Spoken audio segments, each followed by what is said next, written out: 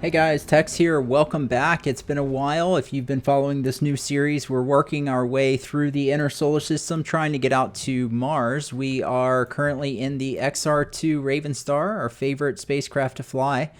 We departed Earth, and I think episode 1 we did planning, but we departed Earth and we made it to Venus. We did a slingshot past Venus, which brought us back here to the Earth.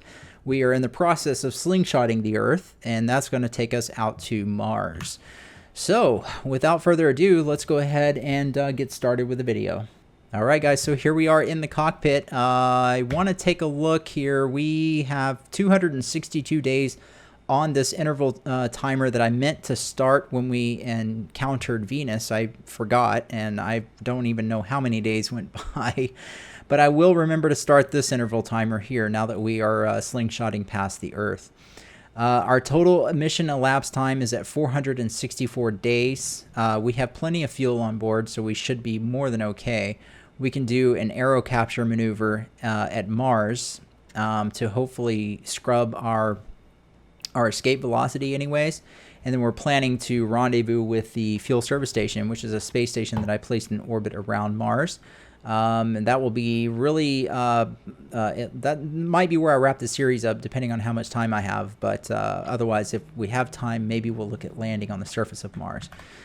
Taking a look at our locks, we're a little under 60% remaining, 632 days. Again, based on my calculations, total mission time is about 965 days. So we should have just enough with a little bit of reserve. And we actually have more than enough fuel based on what I'm looking at here.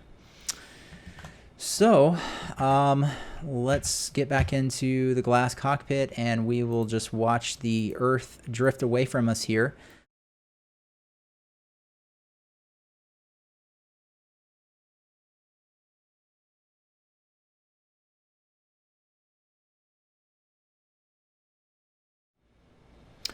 Okay, guys, here we are back at the Earth and leaving it behind once again. Wave hello and goodbye to everyone. But let's go ahead and time warp ahead and get out of the Earth's gravitational sphere of influence here and see how bad we look on the plan. What kind of correction we're going to need to set up our final encounter with Mars. So, okay, we are under 50 on the G-field contribution. Let's very carefully time accelerate again. And where's the moon at, actually, now that I'm thinking about it? There it is. Nope, that's Mars. That's where we're going. Where is the moon? Oh, there's the moon. Okay, so we're well away from the moon, so we don't have to worry about hitting that, so that's good. All right, off we go. Let me kill that rotation. And the Earth is looking awfully small as we leave it behind there. G-field contributions almost to 0, and Transx should make the flip here any moment. There we go. Not too bad, actually. We're, again, I think that's 9 billion meters. I can't remember, but it's in the neighborhood. It's not really a true encounter. We're not going to show it on this screen just yet. All right, so we are leaving the Earth right here. We are going to fall inside of the Earth's orbit. We're going to come around the solar system this direction. We're going to come all the way out to Mars orbit here and actually go past Mars orbit. We have enough velocity from the slings around Venus and Earth. It's going to take us past the orbit of Mars. And then we're going to kind of swoop back in here, and we have an encounter right here. So it's looking like we're probably just going to have to adjust, make some small adjustments here. So in this case, I wonder if it'd be better to do the plane change over here, taking advantage of the O-berth effect. I don't know if that actually matters in this situation, but let's just time accelerate, and we're gonna get over here to the low side of our orbit, which is our periapsis, and we're gonna take a look at what it would take for a course correction there. So we're at max time acceleration. Let's just get ahead here. And I'm actually looking here. Our closest approach is counting up. It's going backwards from where we actually want it to be. So I wonder if I should just go ahead and do a course correction now, because it's just getting worse. So let's go ahead and set up a maneuver mode now and just see what it's actually going to take. prograde wise. And not very much. Actually, 53 meters per second is really getting us close. Looks like a little bit of plane change in there too. Let's just set the date forward just a little bit, and I think we're going to have to adjust the plane just a little bit. Not much. That's it. Let's see what outward does, if that does anything. Outward is helping. 77 meters per second going in there. This is getting us really close here.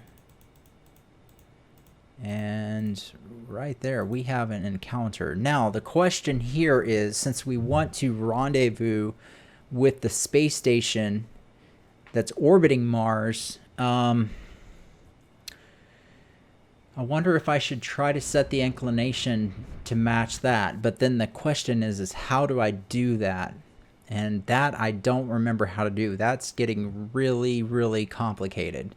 I did it one time, and I'd have to go back and look at my video, which was Journey to Saturn. I'll put a card at the top of the video. If you missed that one, I'm sure most of you guys saw it. That was an awesome, awesome series.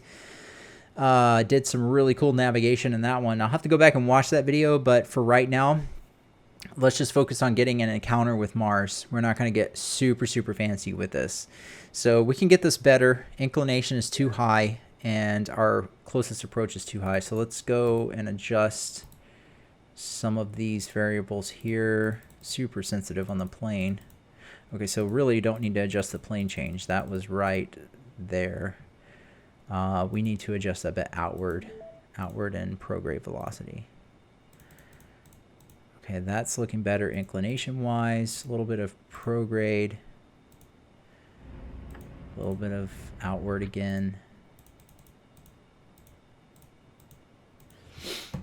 And maybe it does need a slight change to the plane there. That looks good. Prograde. That gets us there.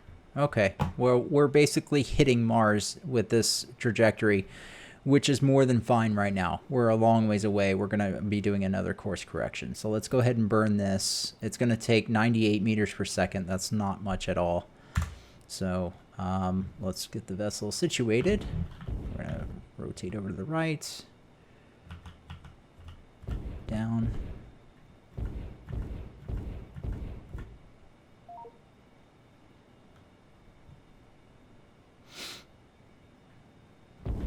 Okay, and we're going to turn on auto center. Maybe I should go the other way for selecting that one. There it is. Okay, turn that on. And that's situating. Let's not do this again with burn time. Let's get the burn. Okay, that looks good. Auto center's on. Let's time accelerate, and I think burn time will take care of the burn. I don't think I have to hit burn, actually. Let's try this out. Okay, 20 seconds. And, yep, okay, it's doing the burn. Great. Okay, so let's clean the burn up a little bit here. Let's turn off auto center. Translation. Just translate forward and clean the burn up. There we go. That looks good. Perfect. Turn off maneuver mode. And we should be golden. Maybe one more course correction to get us to Mars. But I think that's all it's going to take. So we'll go ahead and face prograde. And we have quite a ways to go. So I'm going to save this here just in case the game crashes again. We are 19 days into the second interval timer that I started since we left the Earth. 483 days into the mission. LOX is doing fine. Fuel is good. We are good. So let's go ahead and time accelerate and move forward in the flight. We have a long ways to go to get back around to Mars. We have to circle the whole solar system here.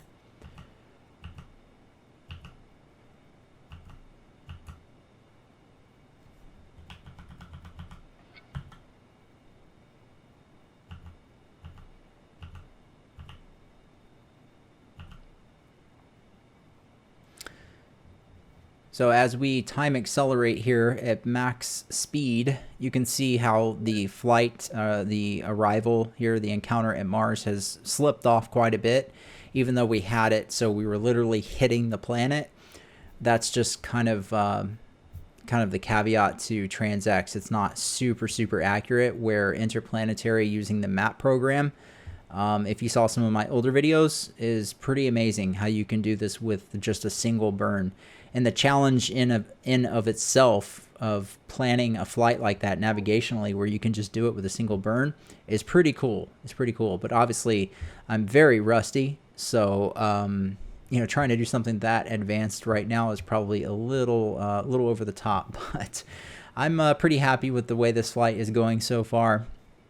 So we're swinging back up out to the orbit of Earth here, after swinging in underneath of it, and then we've got to head back out to the orbit of Mars. Mars is actually way back here right now, and we're here, so we're going to kind of coast out like this past the orbit of Mars and let Mars kind of catch up to us, and then we're both going to intersect right there.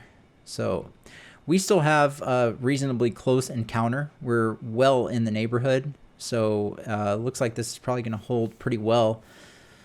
So I don't think we're going to really mess with any course adjustments until we get much closer to Mars. So let's just sit back and let the sim run at max time acceleration here.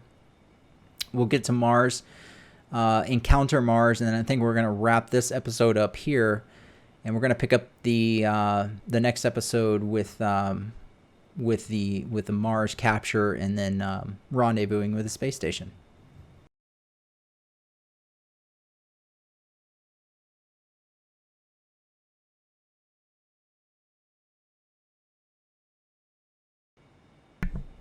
All right, got up and left the pilot seat for a minute there. Looks like we're still coasting. Not much is going on in space out here. So we are currently well outside of Mars orbit here. You can see Mars is kind of catching up to us right now as we swing back into our encounter point. Still looking pretty good. Still have a pretty close approach. We will certainly clean that up just a little bit. I think now is probably a good time to go ahead and do it. I don't know when the most efficient time to do it is, but let's just go ahead and do it now. Do a quick save here. And looks like we're about pointed prograde. Let's go ahead and point prograde, turn on maneuver mode. And we'll just adjust the date forward a little bit. Take a look at what we need to do here. I'm guessing a little bit of prograde and outward maybe. That's not the right direction. That's a lot of prograde, actually. That's more prograde than I expected to have to go in there. Let me see if there's a more efficient way to do that. Let's try outward here. What does outward get us? A little bit of outward gets us closer. No, not really. I mean, that's gets us there. 46 meters per second. I think it was a little bit more than that on the prograde side, if I'm not mistaken. So it looks like that pretty much gets us where we need to be. Now the question again is the inclination of the space station, which we're coming in with an inclination of 8, which means it's fairly equatorial. It's a prograde orbit, fairly equatorial, which would be 0 inclination. The space station, if I remember, I put it in kind of an inclination of around 40 degrees or something like that. So I wonder if I should set the inclination to 40 degrees as well, or if it'd be better just to have it at 0. That's the question mark. I think I'll just leave it like this. I think that's what I'll do. So, and then the space station is orbiting around 400 kilometers in altitude. And our minimum altitude here should really be down in the atmosphere, because I do want to use the atmosphere to brake. We'll do an aero capture in the atmosphere. So let's just adjust that just a bit so that we're actually hitting the atmosphere. And that's probably going to be close enough. We'll fine tune it with a map program on interplanetary MFD. So let's burn that. 56 meters per second is what we're looking for.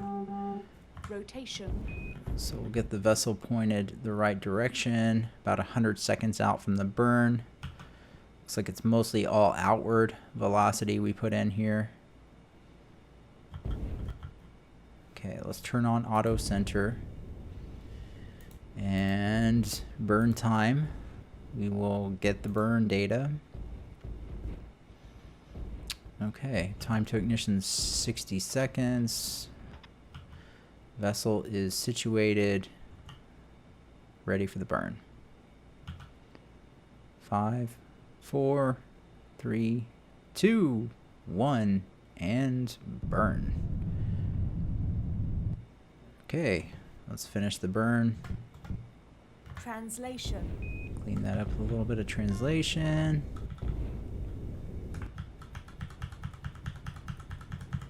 There we go. Turn off auto center. We can face the vessel prograde, and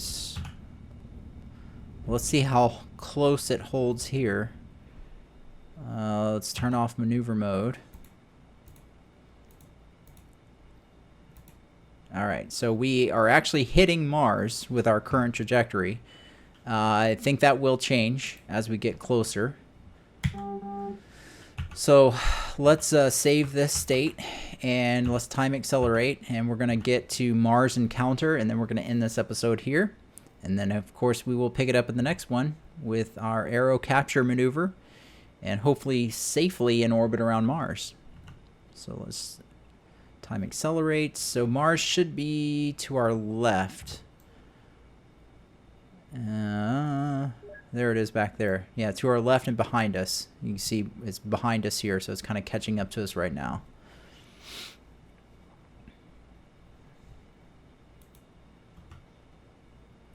So it looks like our trajectory is actually sliding into Mars a little bit more. So right now there's certainly more of a danger of us hitting Mars than there is of us missing Mars.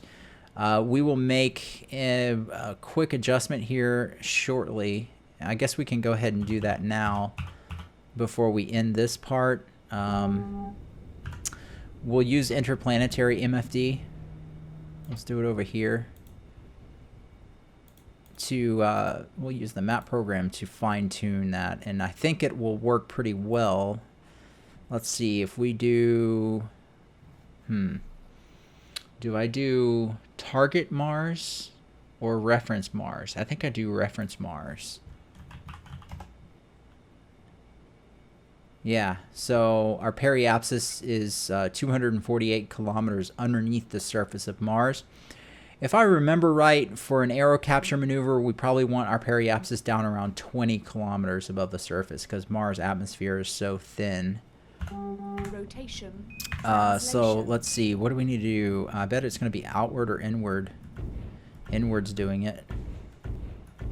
So I'm just linear translating to the left until I get that PEA to 20 kilometers. And I think the map program here on interplanetary is so accurate. You can see I have it set to 20 kilometers above the surface. I believe it should stay right there. So let's there's Mars behind us. We'll keep that in focus and kill rotation. And I think we can time accelerate safely here until we get closer. Let's pull up orbit MFD. And we're going to reference Mars. And we'll keep an eye on that G-fill contribution as we get closer. So it looks like PEA is slipping off a little bit. Yeah, we're going to have to do one more adjustment here. But let's get much closer to Mars. I want to start to see some G-fill contribution coming in here a little bit. Yeah, PEA is already up 100 kilometers. We're still obviously super close to Mars here, so that's fine. And should start to see some G-fill contribution coming in here pretty soon. Oh, okay, now we're starting to see Phobos orbiting Mars there. There's Deimos. All right, so we're starting to see some G-fill contribution. Let's face the vessel prograde. and we're going to just do a little bit of linear RCS. I think we're going to have to go to the right side this time. Nope, we have to go to the left side as well. Okay. And we're getting closer to Mars, so it's going to take more delta velocity to adjust this PEA. So maybe I should have done this a little bit sooner. Just time accelerate. But it should be super accurate after this, because we're so close to Mars at this point. Let me make sure I'm still pointed right. Okay, we look good.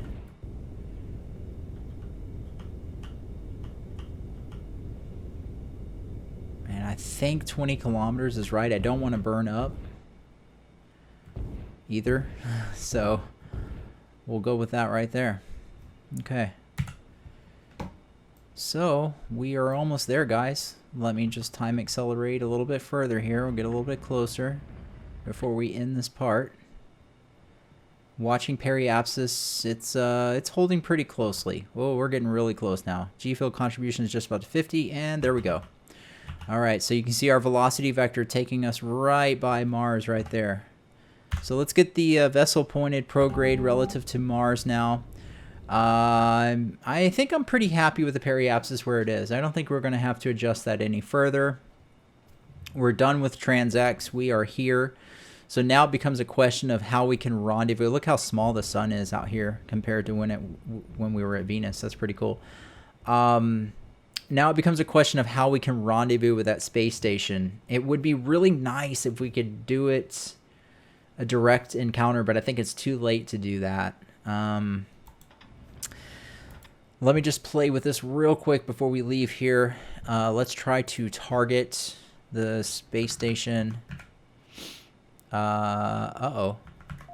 Oh, there we go. Okay, what are we looking at here? Oh, wow. That's a significant plane change burn.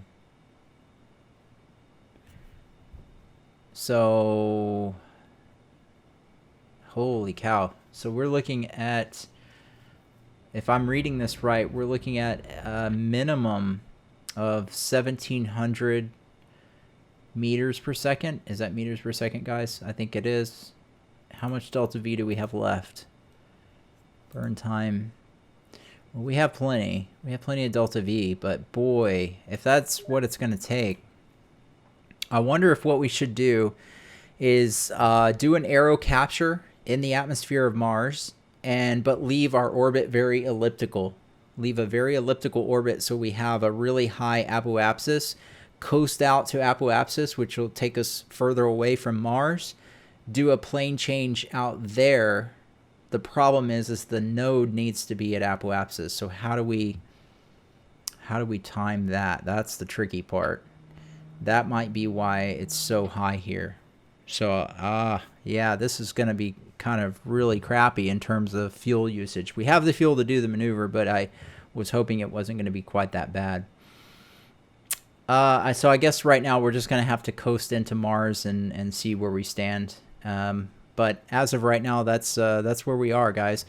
So we're going to wrap this part up here. We're looking good. We're on course to reach Mars. We'll do the aero capture in the next part and see how the heck we can rendezvous with that fuel service station. In terms of time, we are at a total of 944 elapsed days, and I estimated 965 days. We are looking okay on locks. We have 153 days of locks left, so we should be more than good there. At this point, we're very, very close, and fuel-wise, we have plenty of fuel. So they took 479 days from the time we left Earth, the time we slingshotted past Earth, just to get out here to Mars. Pretty incredible. All right, guys. So appreciate you tuning in. Let's go ahead and wrap this part up here. We'll come back and see if we can get captured safely by Mars. Thanks for watching. Take care. We'll see you in the next part.